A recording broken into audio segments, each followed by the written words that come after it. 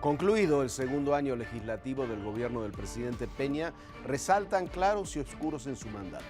El sello distintivo ha sido romper con el mito de que se necesitan mayorías absolutas en el Congreso para poder gobernar.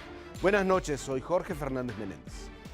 Ha sido completado un ciclo de reformas largamente anheladas por las corrientes modernizadoras del país, sin que el partido del presidente tenga mayoría absoluta en ambas cámaras. Y se logró mediante la negociación política con todos los partidos sentados en una misma mesa de diálogo. Bienvenidos, yo soy Esdras Chabot. El informe de hoy sin duda ha sido histórico precisamente por eso, porque al fin un presidente puede decir que están sentadas las bases para la transformación de México en áreas tan sensibles como educación, telecomunicaciones y energía. Viene una nueva era para el país y habrá que prestar mucha atención a que las reformas alcanzadas no sean malogradas por la ineficacia a la hora de llevarlas a la práctica. ¿Qué tal? Soy Pablo Iriart y esto es México Confidencial.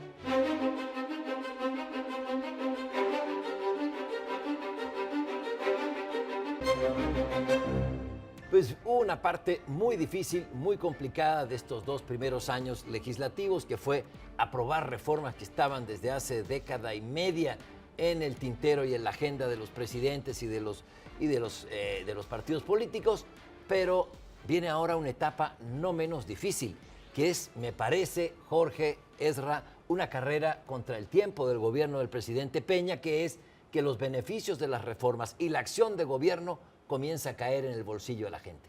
Comienza a caer en el bolsillo de la gente y en un periodo, como dices, muy corto. Yo he escrito en estos días que es un año de 9 meses, pero en realidad, si uno lo piensa con más frialdad, ni siquiera de 9 meses, porque iniciada ya la campaña electoral será muy difícil, el tiempo es muy corto. Entonces tiene estos meses, 3, 4, 5 meses la administración Peña para comenzar. No solamente será difícil que la gente sienta en el bolsillo en 4 o 5 meses que las cosas han cambiado, pero sí lo que tiene que sentir, que no lo ha sentido, porque así se han dado las cosas, son las expectativas de que ese dinero va a caer y que va a vivir mejor. Yo creo que ese es el tema. Ahora, el hecho es que el cálculo que está haciendo tanto el gobierno como el PRI está ligado a esta recuperación económica que apenas empieza a sentir ahora. Este ejercicio del gasto, estos indicadores ya de crecimiento en el segundo semestre del año y de ahí en adelante, esta sería la gran apuesta. Yo creo que esta ceremonia del informe de gobierno y lo que sería el propio mensaje del presidente está ligado a esta idea de las cosas se hicieron con ustedes, oposición, además con la presencia que me parece a mí importantísima de el PRD en las cámaras, con Barbosa y por supuesto y con Silvano Aureoles, en algo que habla pues precisamente de la operación política que se consiguió en estos Las expectativas, decía Jorge, hay que manejar las expectativas, porque las reformas no van a dar una mejoría económica de la noche a la mañana. Es más, creo que el gran ganador en términos políticos va a ser el próximo presidente, pónganle el nombre que sea, y del partido que sea, va a ser el gran ganador con los beneficios de estas reformas. Pero sí creo que ahora viene la obra pública y ahora viene un nuevo aliento a la política de desarrollo social. Creo que son dos vertientes muy importantes en lo que tiene que ver con el bienestar de la población, con la derrama económica, y eso lo veremos ya a partir de este año, sobre todo en materia de obra pública y desarrollo social. Hay otra vertiente no menos importante, gravitante sobre lo económico, que es lo de la seguridad, pero me parece que eso va más allá de los informes presidenciales. Y creo que hay un punto que se debería atender. Hay dos, en realidad. Este tema que puso Mancera sobre la mesa del salario mínimo y que finalmente ha sido recuperado por el gobierno federal, incluso también por el PAN, me parece que es un tema que en estos meses, de aquí a diciembre, va a ser atendido y eso va a ser una buena señal.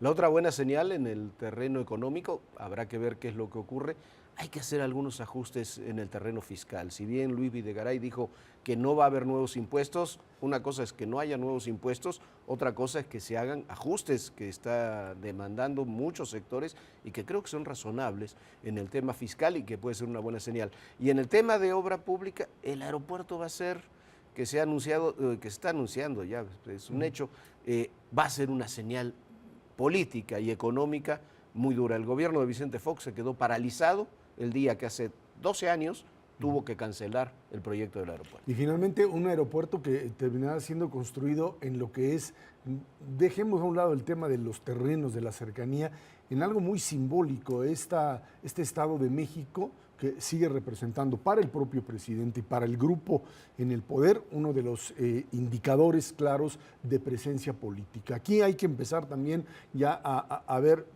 quizás es mucho futurear, pero esta idea de la composición propia del gabinete de aquí en adelante, unos fueron los que armaron y metieron todo el capital político para llevar a cabo las reformas.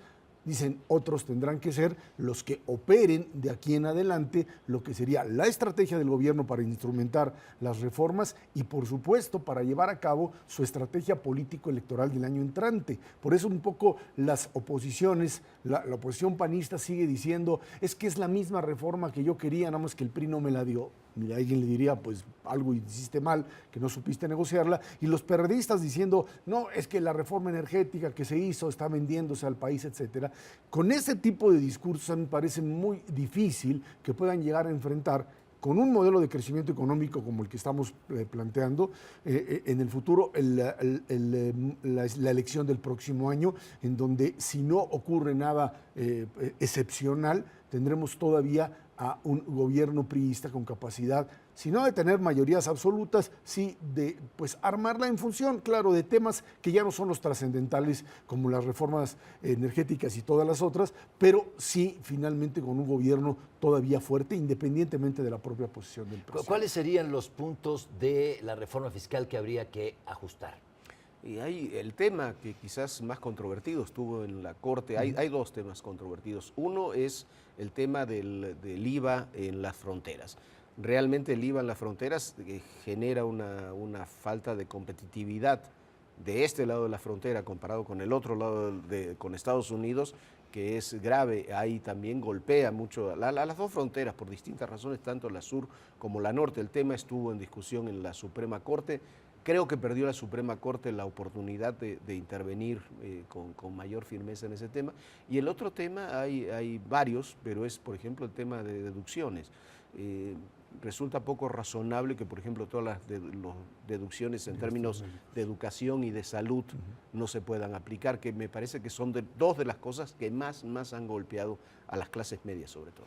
Y yo creo que en ese sentido lo que es muy claro es que la reforma fiscal fue hecha como parte de una negociación con la izquierda. El sector empresarial dijo, no les va a funcionar, y cuando aparecieron estos indicadores bastante malos del primer trimestre fundamentalmente, es que salen a decir hay que cambiarle, hay que modificarle, hay ciertas cosas que hay que hacer que fluyan y que generen inversión, y no lo están haciendo.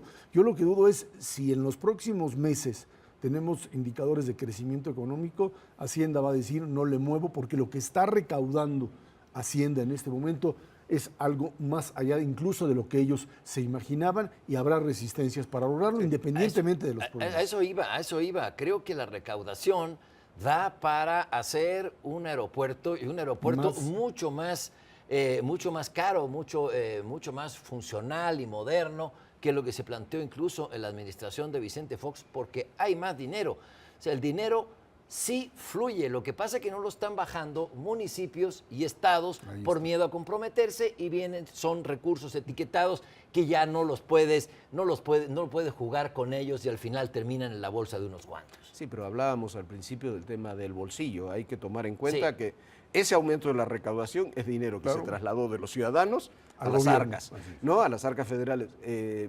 Estoy de acuerdo, no termina de bajar en estados y municipios, me parece muy bien. Pero yo no digo cambiar toda la reforma fiscal, pero tiene que haber cierto... La política es de símbolos, y si alguien lo ha sabido administrar muy bien es este gobierno. Saben, es el prismo del Estado de México, sabe manejar los símbolos como ninguno. Y hay 2, 3 símbolos que tendrían que ser muestra de tolerancia, me parece, y de aceptación del gobierno en lo que le duele a la más golpeada, que son las clases medias. Y en ese sentido, no creo que hubiese ninguna oposición si se dice... Porque no cambia la recaudación, no, lo grueso de la cambia, recaudación. lo que no tú cambia. dices, si finalmente el tope de 96,000 o 98,000 pesos de deducciones para el tema de salud o para el tema de educación, si lo dejas libre no le va a cambiar mucho y difícilmente el PRD puede decir, no, que no se haga eso, porque independientemente de que esto beneficia a sectores con mayor, por supuesto, recursos económicos, clases medias, medias altas, pues es muy incómodo en términos electorales decir no, que no se pueda deducir educación o salud, ¿no? Yo creo que ese es el punto. Y ahora, a mí me parece fundamental, retomando el cuerpo general de este segundo año legislativo del presidente Peña, es que ya se lograron, sin necesidad de hacer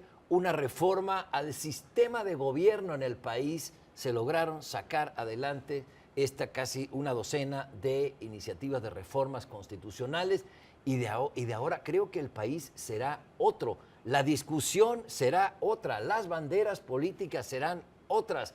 Ya tenemos la reforma educativa, la disputa va a ser por la calidad y qué estado se queda rezagado y quiénes son los que van en contra de las mejoras en el área educativa, lo mismo en el área energética, a ver cómo vamos a hacer para que no empoderar en exceso a las compañías petroleras internacionales y que nos traigan pues a toallazos por los tribunales internacionales, es decir, la discusión del país cambia completamente. Pero, perdón, Jorge, nada más decías esto ligado al tema de los símbolos. Insisto, la presencia en este momento de dos líderes perredistas al frente de la Cámara de Senadores y la Cámara de Diputados, recibiendo al enviado presidencial, yendo a escuchar el mensaje del presidente, te habla definitivamente de un cambio de expectativas y de la posibilidad de seguir armando un proyecto de negociación donde la intransigencia, los intolerantes, los que dicen yo no negocio nada, van a terminar marginados si este modelo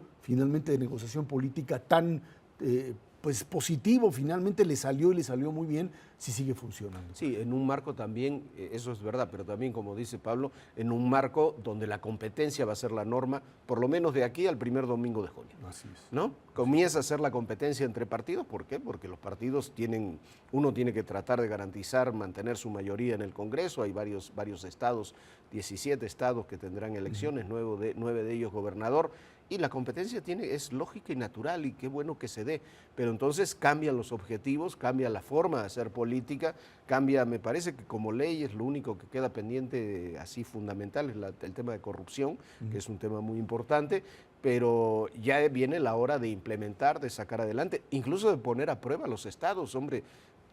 Tamaulipas, Veracruz, Tabasco, Campeche son estados que van a tener enormes beneficios con esto. ¿Están los estados preparados para garantizar la seguridad, la comodidad del transporte de la gente y de los recursos que van a llegar? Son temas, ¿no? Jorge, Ezra, se nos ha ido el tiempo volando. Ya tendremos oportunidad de insistir y de volver a este segundo informe de gobierno del presidente Peña. Pues es todo en México Confidencial. Buenas noches.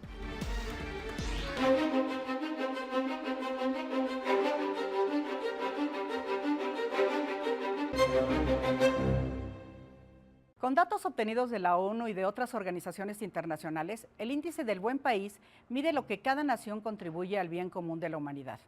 Malas noticias, México obtuvo un mediocre lugar 66 entre 124 países evaluados. El punto es, el futuro de la humanidad y la salud del planeta dependen de que los países equilibren su deber con los ciudadanos, con su responsabilidad con el resto del mundo, y de otra manera la Tierra está en problemas. Hoy, el número 1 es Irlanda. En América Latina, muchos nos aventajan, entre ellos Costa Rica, con un honroso lugar 22. Así que a trabajar en la ciencia, la tecnología, la cultura, la paz internacional, la seguridad, el orden mundial, el clima, la prosperidad e igualdad y la salud y bienestar que mucho necesitamos.